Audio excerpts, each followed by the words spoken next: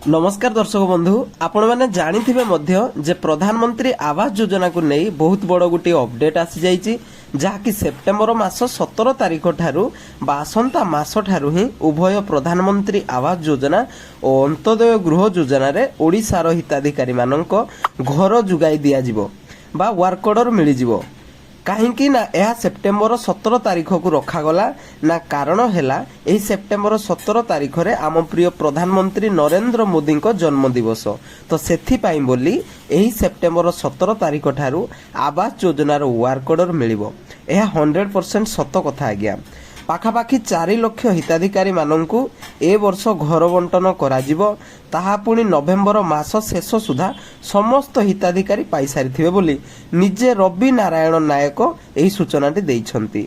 एथर कौन हेबो ना फेज वाइज घर बंटन कराजिबो एका थरके नाही फेज वाइज अधा अधा करिकि वर्क ऑर्डर मिलिबो।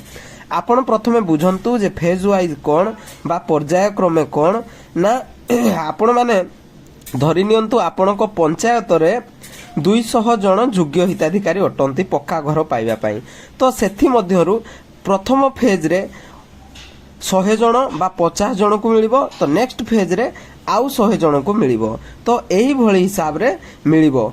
तो आपण माने जहा को प्रथमे मिलिबो नाही तो आपण व्यस्त हेबारु नाही कौन पाई ना सेकेंड फेज रे पुणी आपन को मिलिबो नवेम्बर मास शेष सप्ताह पर्यंत समस्त को घर मिलिबो। आउ किछि खुशी कथा मध्य रहिछि कौन ना जेउ पुओ बापांको ठारू अलगा होई रहउचंती से जणे होउ बा 5 जण हुंतु मध्य जेउ पुओ बापा मांको ठारू अलगा रहउचंती से बाहागर हेई सारिचंती तो सेमानंको मध्य घर मिलिबो।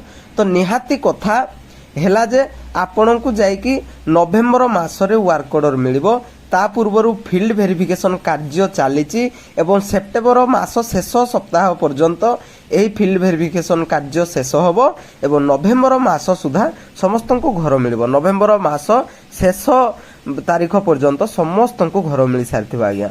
तो एही इनफॉरमेशन टी जदी भल लागिची ताहले वीडियो को गुटे लाइक करबा सहित चैनल को नुआ हितले सब्सक्राइब कर नियंतु। जय जगन्नाथ।